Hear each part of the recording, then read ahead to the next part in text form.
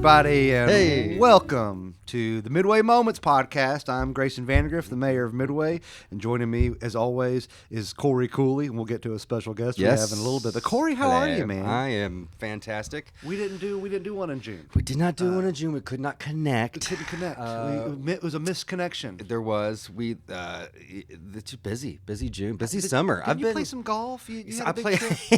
I play some golf, but I've been traveling a lot, which I don't normally do because I hate to travel. But I've been here and there. Yeah. Just got back from my first 4th of July in Florida.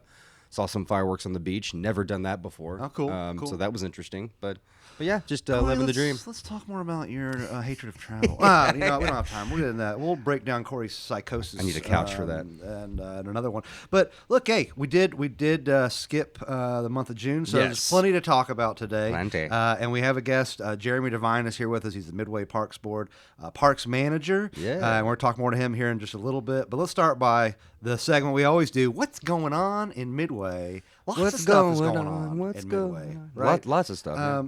And I'm probably going to leave off some stuff. So anytime that you hear something on here, like, you know what, I wish you would talk more about this. You know what, you can always send me an email, mayorgrayson@meetmeinmidway.com, and we'll talk about it on this show.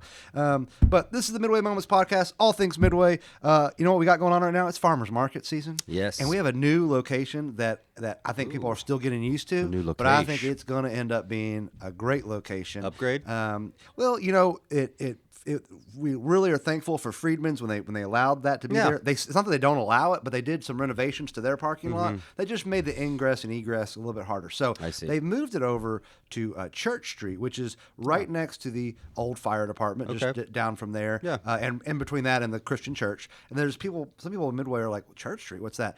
It's more like an alleyway, but it's a church. It connects Bruin Street to Cross Street, and it's a great setup because the parking's really easy there. Yeah. The in and out's really easy. I think it's going to be some cool symbiosis with, I think, maybe some other vendors that may start setting up in that area. Okay. We've got the Bruin Bunker opening, which is talking about maybe even, despite the fact that they're focusing more on, the golf simulators and the little cocktail lounge. That's They're what also I'm been talking interested in about right having, they had those nice bay doors that face Bruin, so they may get involved in having like a flower market and stuff like that. So lots of opportunity for synergy there. But check out the farmers market. It's every Monday in Midway from 3 to 5:30. Obviously, locally sourced stuff. You want to help save farms, you got to help save farmers. Here's a great way to help save farmers. Go buy their product directly from them. We also got block parties to talk about. We've had, it's been a great event summer in Midway. All our events have been just home runs so far, but we've also got some important block parties to talk about. We got one coming up on July 26th, which was just a few days after this will come out. So if you're listening to this, that's happening this Saturday, July 26th. Also, be on the lookout for August 9th and August 23rd. So it's 3 Midway block parties. These are always so much fun. We close down one half of Main Street. We got bands playing. Yeah, no, we're not going to do techno. You keep trying to get us to do techno night. We're just not going to do it. Okay, the crowds have spoken. They don't want techno. It's just a first. It's a knee jerk. It's a knee jerk reaction. There's always great bands. There's always great bands. It's fun. They start at 6:00. Bands usually start by 7. Play till 10. There's vendors on the street. Cool. Obviously the restaurants, and just it's a great event for kids too. Kids love running around, dancing, all that kind of stuff. So July 26th, August 9th, August 23rd. Those are the 3 remaining block parties this year in Midway. I want to give an update too, and Corey, we haven't talked in a while. You may not know anything about this, but at last night's city council meeting, I did appoint a police budget task force. And I want to fill people in about what this is. The first thing is to say what it's not. This is not an indictment on policing at all. We love the Versailles Police. The men and women that make up the Versailles Police Department are amazing. They're one of the best departments in the state. Yep, agreed. It's really more about the city of Midway, city of Versailles, and the Woodford County governments getting back on the same page about who is supposed to pay what. Because long story short, the city of Midway is now, for the last 20 years, we paid 10% of our general fund budget went towards policing. Right. And now we're spending 23% of our general fund budget on policing. Now, anytime a department shoots up like that, you got to figure out what's going on. Yeah. So that's what we're doing. So we've appointed a task force. The council confirmed it. We're just going to study our options, right? Sure. And this task force is going to be we're asked to keep an open mind. I'm serving on the task force as well. But, cool. But we're going to keep an open mind. We all have our biases coming in, I think. Right. But we're going to be willing to have our mind changed by what, and we're going to follow the research we do wherever it goes. So in the end, maybe it's best to stick with the what we're in and just renegotiate this contract with Versailles, which we're going to be trying to do. Okay. But what we're afraid of happening in the future, if we don't make a decision on these things, this is going to start cutting into all these new things we've been able to do. I mean, we're going to talk later about parks. I don't want this kind of stuff, and we're paying a lot bigger percentage of what we used to pay. I don't want it to start affect the services that we provide. Correct. So we're thinking about how do we do this going forward. It's a changing world. I get it. In general, when things get expensive, they don't get less expensive. But this is an interlocal agreement. It's meant to save everybody money. And when it stops feeling like it's saving us money, we got to stop and look at it. So that's what we're doing. I don't feel like this is going to be in any way. I feel like Versailles is still our friends. Woodford County is obviously still our friends. It's just that we're just trying to work this thing out. So if you hear about this police budget task force, I just want people to realize two things. One, it's not about police. It's about budgeting, fairness, and what we think is right. It's also about the fact that we now have this huge budget constraint that we just didn't have even 2 years ago. So we're going to figure out what the best path to do going forward is. That may be sticking with Versailles Police. It might be, do we bring back the Midway Police Department? Might be something we need to consider doing. I mean, with the amount of money we're spending now, that's now in the realm of possibility. Can they look like English bobbies, though? Can we have a task force for? I mean, in Midway, where there's a will, there's a way. Okay, all right. Okay, all right, so there's all possibilities are on the table. But we're going to keep an open mind, good. and we're doing this as friends. So I just want people to understand that. But at the same time, again, we now have a budget constraint that even 2 years ago wasn't there. We've gone from paying 10% of our general fund budget on policing, which, in my opinion, is fair for a city our size. We're 1,700 people in a county of 27,000. But now it's shooting up to 23%, which is more what bigger cities pay. And that's like a Lexington type figure that they pay for policing. So there's something that feels a little bit off here with what we're paying. Well, in doing that, again, we've been really proud about how we've been able to control costs in Midway and keep things as affordable as possible in a world where everything gets more expensive. Absolutely. And generally, when things get more expensive, they don't get less expensive. But I'm proud to say over the years in Midway, we've made sewer rates lower. This is because of debts we paid off. We've been able to lower property taxes because of so many more occupational taxes we get. I think the property tax is one of the most unfair taxes, personally. But you still need a property tax to help fund for roads and things like that. I think a general, I think everybody tends to punish people of lesser means more. And that's why we didn't want people to be priced out of their homes generationally. But sometimes circumstances dictate that you do have to create new revenue. And in this situation, I don't know. I hope that our policing can get cheaper. And I think, again, there's ways to do that. And I don't mean cheap in that way. I just mean less expensive. Yeah, less burdensome on our overall budget. But one thing that we do have at our disposal, we have an insurance premium tax rate, which every city has. It's a tax on insurance companies. Okay. Now, keep in mind, I'm not trying to say that insurance companies don't pass these things on to their consumers. Of course they do. But it essentially is a tax on insurance. And ours is very low. It's 5%. The city of Versailles is 9%, for example. So at last night's city council meeting, I did propose that we do raise that. This was brought up by our city clerk way back in 2021. And I don't want to lose you. You lose you and the audience, guys, because people are probably like, well, okay, whatever, about 2021. But our city clerk brought that up back then in 2021 that, look, we could be raising a lot more revenue for things, and we charge a lot less than other cities charge. And we do. Our 5% is way lower than most other cities chamber. Charge. I mean, we looked around at other chambers, and we were, awesome. We really loved how we could do that, but we're still not as much as half of them. So and occasionally you have to change things, inflation and all that good stuff. Well, nobody wants to see our services change in Midway. Correct. And so I propose that we're going to raise this from 5 to 9%, which is what Versailles charges. Versailles charges 9%. And I say lovingly that since Versailles is making us do this, that it's only appropriate that we match their percentage. I said it somewhat tongue in cheek. It's the Versailles tax. Just like, let's get that Versailles. Let's get that fun Versailles rivalry brewing. No, I kid there, but long story short, this tax would not begin if the council decides to pass it and it goes from 5% to 9%. Again, it's a tax on insurance companies for the privilege of doing business here. I fully expect they would pass it on to the consumer as they do in other cities. But it's not going to be like a huge hit to every single person's pocketbook because it's really spread out over a lot of different insurance policies and a lot of different premiums that are paid throughout the city. But it would generate the kind of revenue we need to cover this new amount, the amount that we're spending. It would generate roughly an extra $240,000. We currently get about $300,000 a year in insurance premium rates.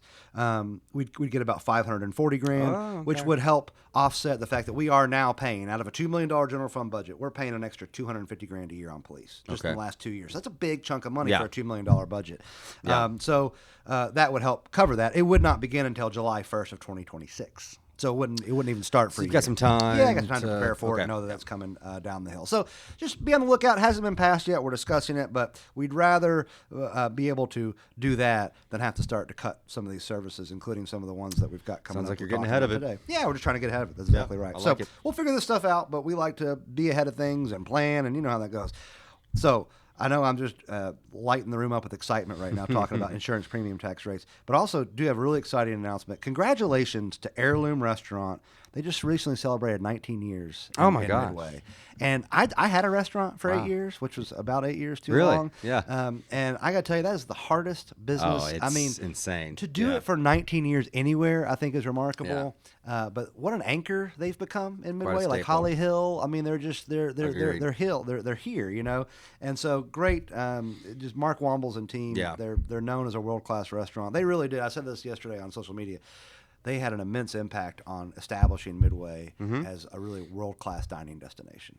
So kudos to them, Mark and team. Congrats on 19 years. Here's to 19 more years and beyond to that as well. Have you eaten an Heirloom before? Oh my gosh, yes. Yeah, I mean, Jeremy, you've eaten an Heirloom before, it's right? great. You got oh man, it's fantastic, and it's a great kind of date night or anniversary. I'm not saying they can't just go there on Tuesday night. Oh, right. But for that's like if I'm really trying, really bungle it with Katie. My wife, I really bungle it, on something, Heirloom's a good way to help make up for it. Yeah. So before we get to Jeremy and talk about the real important issue today, talk about park sports stuff and what we're doing in our amazing Midway parks and all these great volunteers. I got a buddy and he works in AI. All right, he's on this AI stuff. He's got this new wild. He's got this new thing, and he sent me the prototype, and we get to debut it on Midway Moments podcast. Oh, and it's a prototype. It's basically imagine ChatGPT mixed with Siri in a sense. Okay, it's like, but he calls it the AI robot. Okay. And it's like at your service. That's like the first thing. Like its whole tagline is "I am the AI robot, and I'm at your service." It's beautiful. You've got the valet. You've got. I mean, you might as well add this. I love the way you tie that in. Yeah, you got. I mean, it's just more. Right? So, I mean, let's debut this, okay? I don't want to move. And I think it's interesting. This, folks, this is the future. Hello, I am an AI robot at your service. Oh, wow, cool. So what do you do? I can predict with 100% certainty one thing that will happen in the future. You can predict one thing. Just one thing. How does this work? Okay. Okay, here we go. In the future, when humans go to a barbecue, someone at that barbecue will say, something smells good. That's it. Wow. That's with 100% certainty. That will happen in the future. Something smells good. Now it's really emphasis on the accent. So yeah, I know. How detailed they can get with that is pretty AI impressive. Is getting really impressive, except for the fact that wasn't an impressive prediction at all. No. That stuff happens all the time. All the time. So he's just saying that in the future that's going to keep happening, essentially. Keep happening forever and ever and ever. Well, I got some notes for my buddy. Maybe this needs a little bit of work. I mean, I'm intrigued by the whole we can predict one thing from the future I thought it was thing. incredible. I was on pins and needles.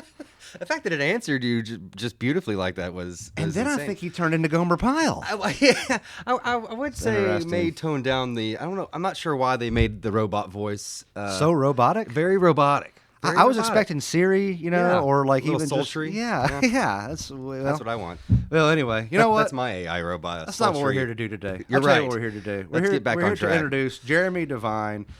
Great guy. Him and his family live here in Midway. He's also a teacher, social studies, and also does some history at Woodford County. You're at Woodford County High School now, which is a new development just the last couple of years. Yes, this will be my second year coming up. Coming into your I'm going to do some applause here. Yay! You guys can't hear, but they can. Yay! Okay, there we go. Okay. Now we're ready. And Jeremy also serves on the Midway Parks Board, and he is the parks manager. He is the second parks manager in Midway history. Oh, wow. Actually, only the second. We started... In history? Yeah, because the Midway Parks Board is only about 9 years old. Okay. And the first parks manager was John Holloway, a legend in his own right. And when he stepped down from that position, retired from that position, I guess would be a way of saying it, Jeremy was appointed parks manager, but doing a wonderful job ever since. And Jeremy, you have to understand that this is a job that pays $0 a year. That was probably a raise from last year. So this is completely volunteer. I know about these jobs. But Jeremy, first of all, thanks for being here with us today. Thanks for inviting me. And I think the parks, we have two really amazing parks in Midway. And obviously Blue Jay Park, while I wouldn't call it a newer park, it's been shaping up a lot over the last few years with the help of a lot of people, including yourself. But Walter Bradley Park has become such a well-known gym in the area. But what people love about it so much, though, is it doesn't feel overrun either. Right. It's got that quaintness of Midway. But so hopefully the folks listening are somewhat familiar. We have two great parks in Midway. Walter Bradley Park, which is located, there's actually multiple entrances. One on Northside Drive. There's one on North Gratz. There's one off Dudley Street. And it's a lot bigger. We'll get into this. A lot bigger than people think. And they've also got Blue Jay Park, a smaller park, but a lot of great kids activities. There's the softball field that's at the end of South Gratz Street. But I guess, Jeremy, my first question for you is just, can you give some highlights of, every year the city, this year we're giving $32,000 towards your all's efforts. And again, these volunteers, take that money and make great use of it. Yeah. They have a board, that they report back to the city council. They also have raised money in their own right with the Friends of Walter Bradley Park. So they also raise private money. So if you're looking for something to donate some money to, it's a great cause to donate to. So, they bring in some private donations as well. But Jeremy, just some highlights, if you don't mind, of the Parks Board's plans for this year's budget cycle, which of course just started this July. Yeah, of course. I'd love to talk about that. First, thanks for having me on. I think having an avenue like this to discuss the parks with people, locals and visitors, I think is fantastic. And also think it's fantastic to talk about where the money is going to for sure when it comes to the parks. Some of our big items coming up for next year, of course, the main one is invasive species control. Although talk about losing listeners here, so I won't get too far into the science. That's a constant thing, I'm sure. I think it's interesting. Yeah, it is. But we did it ourselves with volunteer labor. Sure, that's for tough. The first few years. Yeah, it's hard work. But now. Over the last 5 years, I think we've come to realize a lot of this work needs to be done by professionals. Sure. When you're doing it with volunteers, it's great. It makes you feel good. But again, when it's something like invasive species control, a volunteer like me, who's a social studies teacher, doesn't always know the best methods. I'm not afraid to roll my sleeves up and get sweaty. But sometimes that's not the best method. It might not be the most efficient, something. right? Correct. Yeah. Science is involved, so, I'm sure. Yeah.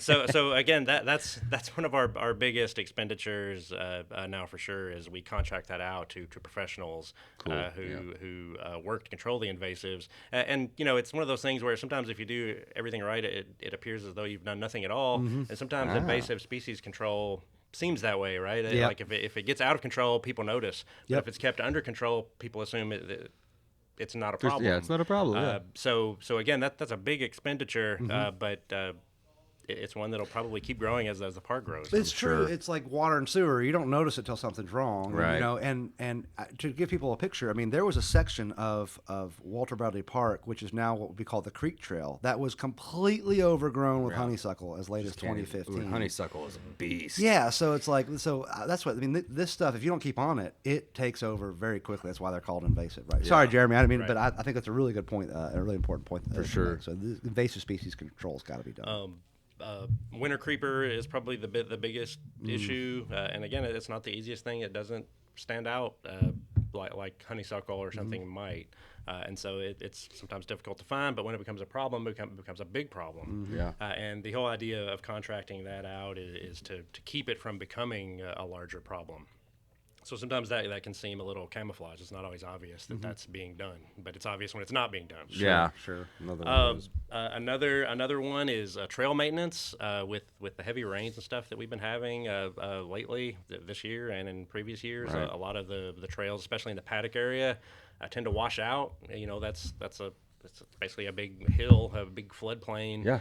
Perfect for a flow of water. It's right. It's flat. And so when the water's coming off of that parking lot where the school playground is, that water finds those trails and it carves them out. And again, it's not easy work to fix. It's if it's one trail, you take an afternoon to do it. But when you have miles of trails like we do, again, that's something that over the past few years we've contracted that out to again make it better, to make it easier. And again, it's one of those things where people don't notice. If the trails look great, people think, oh, they did a good job setting up these trails. They don't realize that sometimes it takes a lot of money and a lot of effort to keep those maintained. And again, we've and the volunteers still do some of that, but again, the bulk of that work is now contracted out.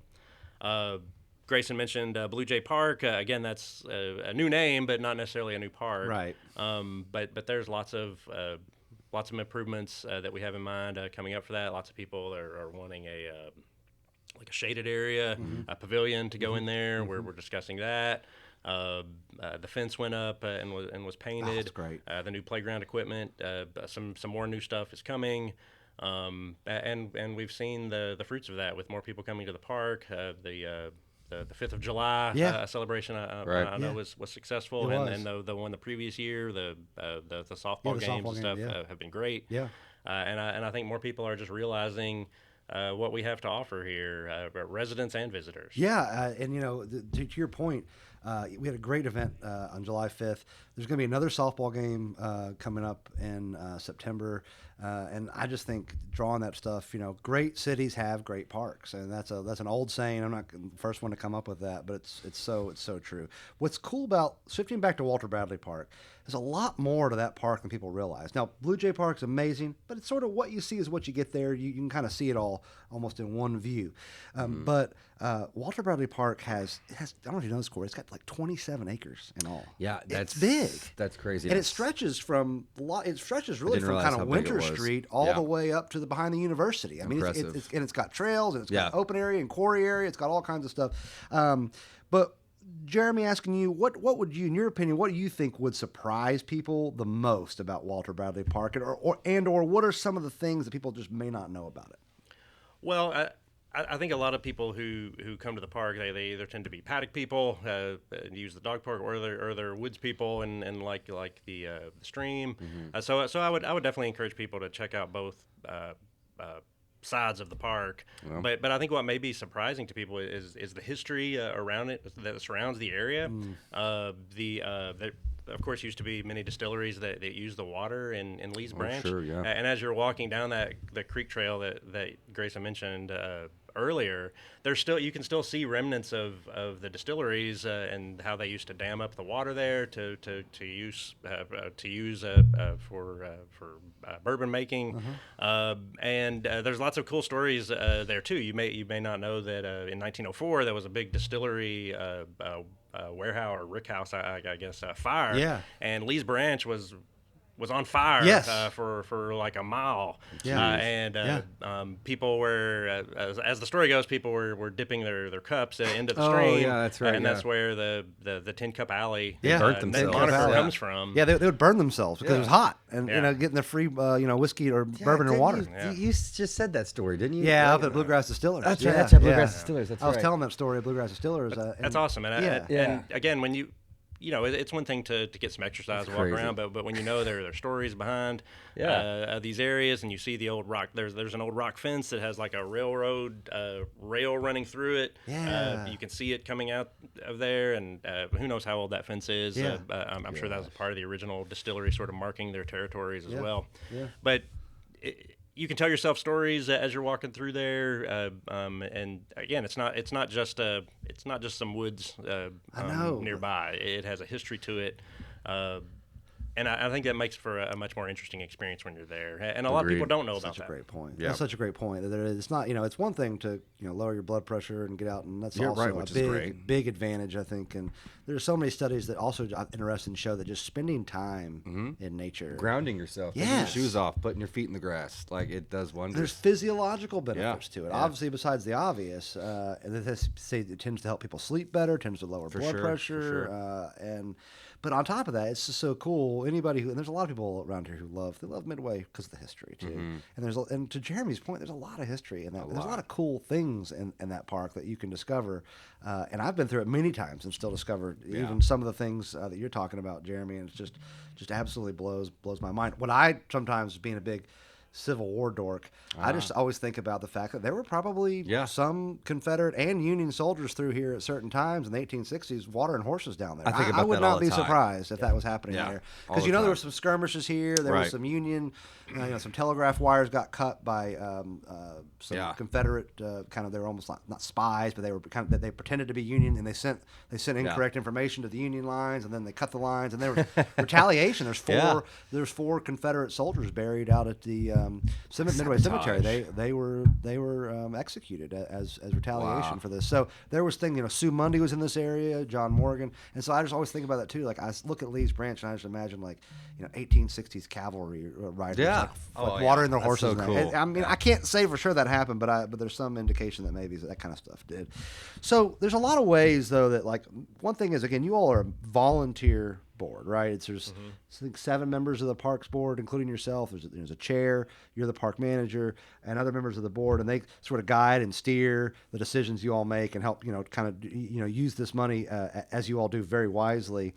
But how can, in general, this is a volunteer effort. I mean, it's run by volunteers. I mean, our city employees help with some of the stuff, but really it's the volunteers who drive this, which is what I always think has made it so special, is that it's the people have their hands on this. But how can more Midway citizens get involved and help with what is, again, mostly a volunteer effort of keeping these parks vibrant and fun and beautiful? How can more folks get involved? What are some ways that they can help? Well, there's lots of different ways to get involved, lots of different styles to get involved. If you like to discuss things and determine the future of things, come to our park board meetings. We meet once a month. It's usually the Thursday of the first full week of the month. Okay. We either meet in the conference room in the library, or we meet in the pavilions there next to the playground, behind Northside Elementary School.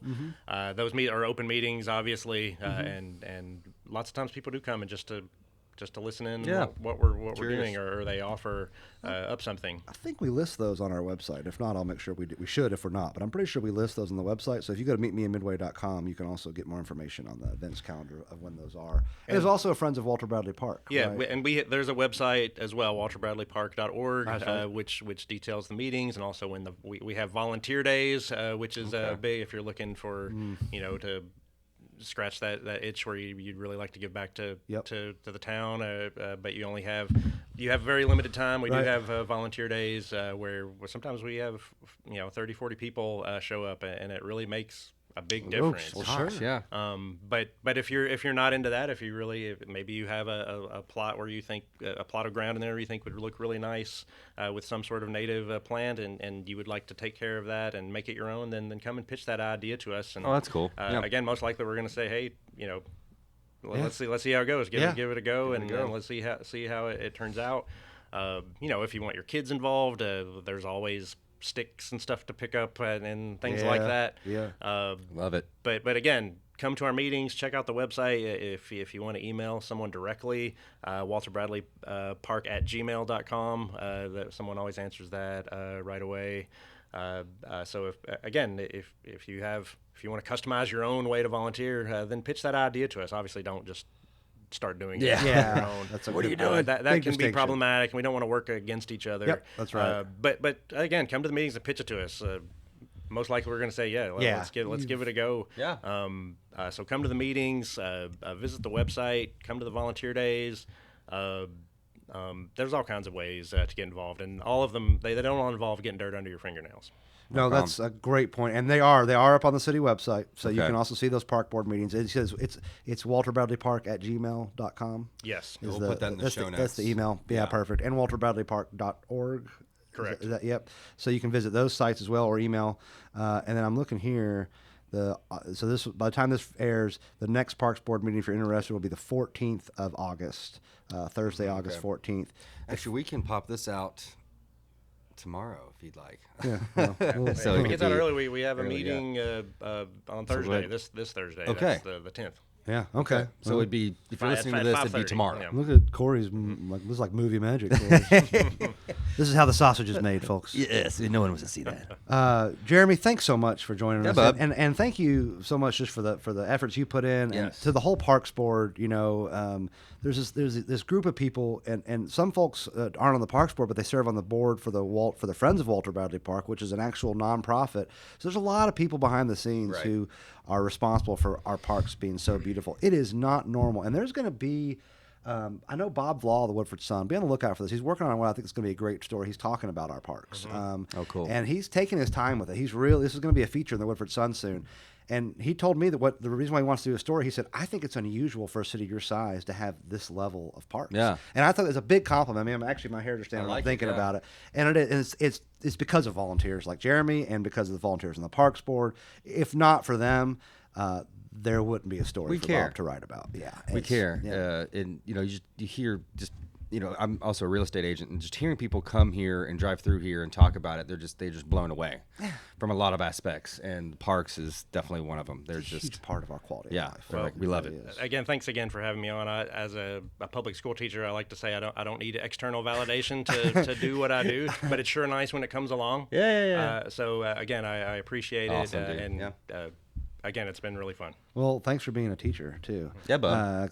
My sister's a teacher, and I know again that's rough. Talk about running a restaurant. I couldn't imagine being a teacher. 100%. I said being a restaurateur is the hardest job. I might be wrong about that. You can probably talk about police officers, teachers, but running a restaurant's really hard too. So again, it is in its own right. It is extremely hard. You know who also frolics in Walter Bradley Park sometimes? Chippy the Chipmunk. I was just gonna say. Chippy the Chipmunk lives up on North Winter Street. Watch out for that road paving coming up, buddy. This is where the chipmunks frolic most. I think I just wrote the title of a book. Where the chipmunks frolic most. Where the chipmunks I can't say it. Frolic most. But say I that can, 5 times. I love it. We'll look for it. Chippy's here. Chippy's still kicking along. Chippy, let's hear it. Take us home, folks. Thanks for listening to Midway Moments podcast, and look for us next month as well. Mm-hmm.